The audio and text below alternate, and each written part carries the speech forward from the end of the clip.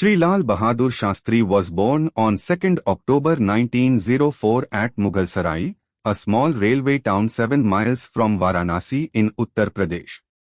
His father was a school teacher who died when Lal Bahadur Shastri was only a year and a half old. His mother, still in her 20s, took her 3 children to her father's house and settled down there. Lal Bahadur's small-town schooling was not remarkable in any way, but he had a happy enough childhood despite the poverty that dogged him. He was sent to live with an uncle in Varanasi so that he could go to high school. Nanhe, or little one as he was called at home, walked many miles to school without shoes, even when the streets burned in the summer's heat.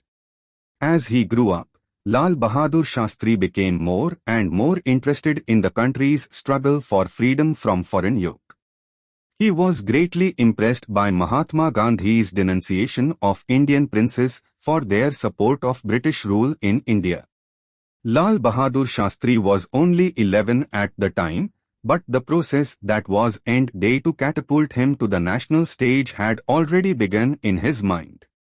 Lal Bahadur Shastri was 16 when Gandhiji called upon his countrymen to join the non-cooperation movement. He decided at once to give up his studies in response to the Mahatma's call. The decision shattered his mother's hopes. The family could not dissuade him from what they thought was a disastrous course of action. But Lal Bahadur had made up his mind. All those who were close to him knew that he would never change his mind once it was made up, for behind his soft exterior was the firmness of a rock. Lal Bahadur Shastri joined the Kashi Vidyapeeth in Varanasi, one of the many national institutions set up in defiance of the British rule. There, he came under the influence of the greatest intellectuals and nationalists of the country. Shastri was the bachelor's degree awarded to him by the Vidyapeeth, but has stuck in the minds of the people as part of his name. In 1927, he got married. His wife, Lalita Devi, came from Mirzapur, near his hometown. The wedding was traditional in all senses but one. A spinning wheel and a few yards of hand-spun cloth was all the dowry. The bridegroom would accept nothing more. In 1930, Mahatma Gandhi marched to the sea beach at Dandi and broke the imperial salt law. The symbolic gesture set the whole country ablaze. Lal Bahadur Shastri threw himself into the struggle for freedom with feverish energy. He led many defiant campaigns and spent a total of 7 years in British jails. It was in the fire of this struggle that his steel was tempered and he grew into maturity.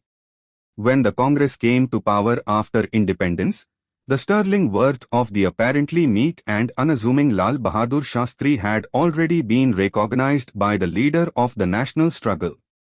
When the Congress government was formed in 1946, this little dynamo of a man was called upon to play a constructive role in the governance of the country.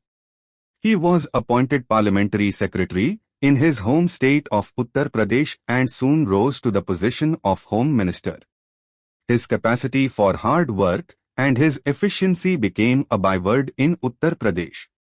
He moved to New Delhi in 1951 and held several portfolios in the Union Cabinet: Minister for Railways, Minister for Transport and Communications, Minister for Commerce and Industry, Home Minister, and during Nehru's illness Minister without portfolio. He was growing in stature constantly. He resigned his post as Minister for Railways because he felt responsible for a railway accident in which many lives were lost. The unprecedented gesture was greatly appreciated by Parliament and the country. The then Prime Minister, P.T. Nehru, speaking in Parliament on the incident, extolled Lal Bahadur Shastri's integrity and high ideals. He said he was accepting the resignation because it would set an example in constitutional propriety and not because Lal Bahadur Shastri was in any way responsible for what had happened. Replying to the long debate on the railway accident, Lal Bahadur Shastri said, perhaps due to my being small in size and soft of tongue, people are apt to believe that I am not able to be very firm. Though not physically strong, I think I am internally not so weak.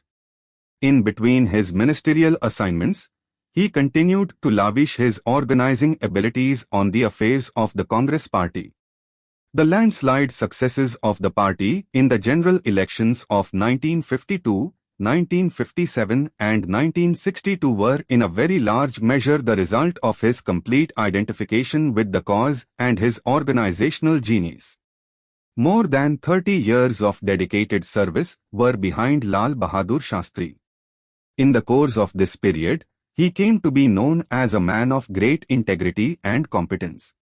Humble, tolerant, with great inner strength and resoluteness, he was a man of the people who understood their language. He was also a man of vision who led the country towards progress. Lal Bahadur Shastri was deeply influenced by the political teachings of Mahatma Gandhi. Hard work is equal to prayer, he once said, in accents profoundly reminiscent of his master.